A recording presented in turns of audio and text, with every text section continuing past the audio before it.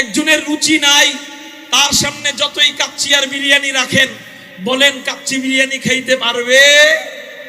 কিন্তু একজনের রুচি ভালো, ভাই সাউন্ড কই যায় একটু পড়ব, একজনের রুচি ভালো, তার সামনে পানি ভাত রাখলে খায়া ওঠে, ঠিক না বেঠিক?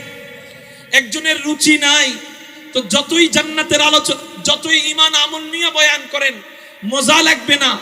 আগে রুচি বাড়বে, এরপর ঈমান আমলের মজা বয়ান মজা লাগবে।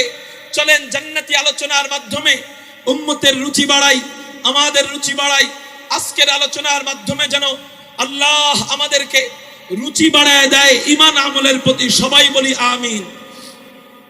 এই আলোচনার মজলিস কার আলোচনা হবে বলেন?